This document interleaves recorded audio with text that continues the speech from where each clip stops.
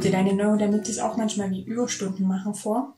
Du hast vermutlich einiges zu tun. Du gehst zum Arzt für dich oder mit deinem Kind.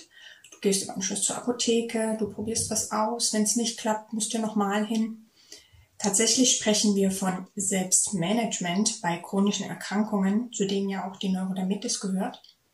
Was du konkret tun kannst, um die Aufgaben rund um deine Haut oder die deines Kindes gut zu managen, dabei aber auch rücksichtsvoll mit dir selber bleibst, möchte ich dir in diesem Video erläutern.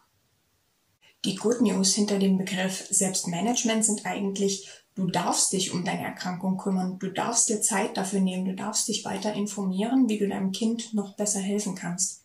Es hat sich tatsächlich gezeigt, dass Betroffene, die proaktiv mit ihrer chronischen Erkrankung umgehen, seltener zum Arzt gehen müssen. Natürlich stehst du nicht allein da. Der Hautarzt bleibt dein wichtigster Ansprechpartner in allen medizinischen Fragen rund um deine Haut. Für Arzttermine gilt, mach so viel wie nötig, aber probier auch so wenig wie möglich wahrzunehmen. Geh gut vorbereitet ins Gespräch und mach dir am besten auch hinterher direkt Notizen, was ihr besprochen habt. Es ist ganz normal, beim Arztgespräch auch ein bisschen aufgeregt zu sein. Dadurch vergisst man manchmal einen Teil von dem, was besprochen wurde.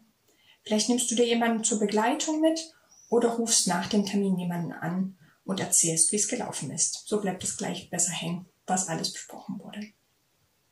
Halte dich nach dem Termin so viel wie möglich an das, was ihr gemeinsam abgesprochen habt in der Sprechstunde.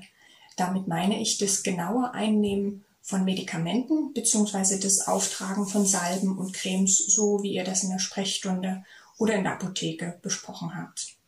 Erst wenn du eine Maßnahme, das kann auch eine Ernährungsumstellung oder was anderes sein, eine Weile konsequent wie besprochen angewendet hast, dann kannst du eigentlich erst beurteilen, ob dir das Ganze geholfen hat oder eben auch nicht.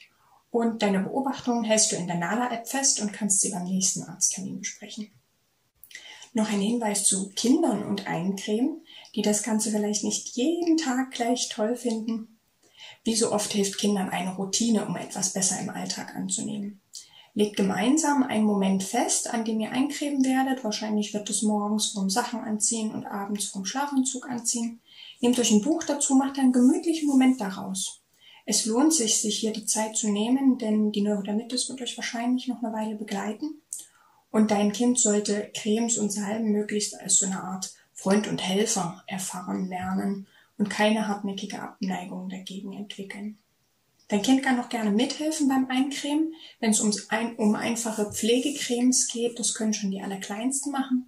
So bleibt dein Kind im Kontakt zu seiner eigenen Haut und spürt, wie es sich selbst etwas Gutes tun kann. Hast du schon viel gelesen? Oder sind die Videos in dieser App deine erste Informationsquelle? Egal, mach weiter so. Nutze die Vielfalt an Informationsquellen, die es gibt. Wenn du gern aus Büchern lernst, denk auch an die öffentliche Bibliothek oder den Buchhandel natürlich. Wenn du im Internet unterwegs bist, kannst du vor allem in Foren, wo sich Betroffene austauschen, viele Tipps lesen.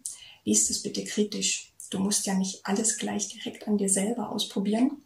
Besprich zum Beispiel ein Produkt, was du noch nicht kennst und noch nie genommen hast, oder eine Diät erst beim Arzt oder in der Apotheke.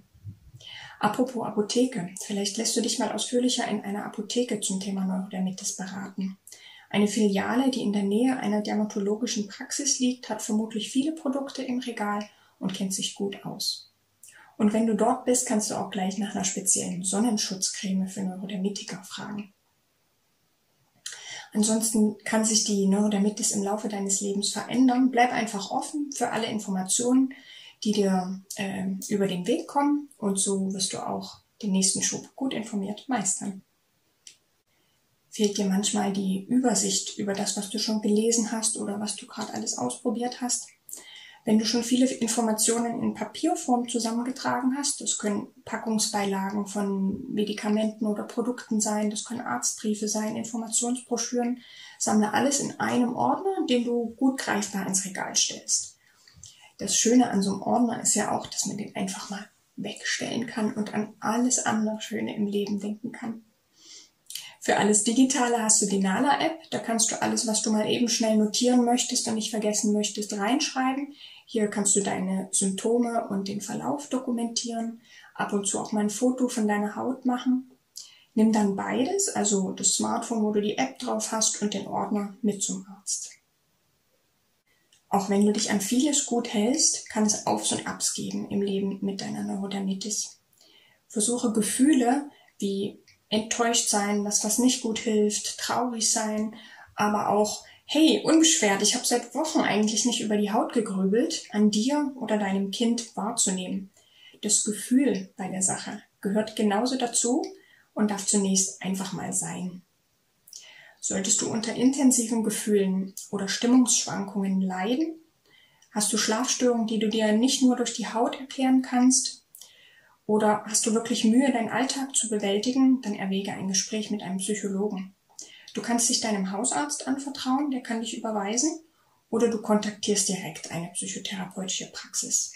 Es kann manchmal etwas dauern bis zum ersten Gespräch, aber einen Termin machen ist schon mal der erste eigene Schritt zur Hilfe. Ansonsten bleib tapfer und probiere alle schon genannten Punkte immer wieder beizubehalten.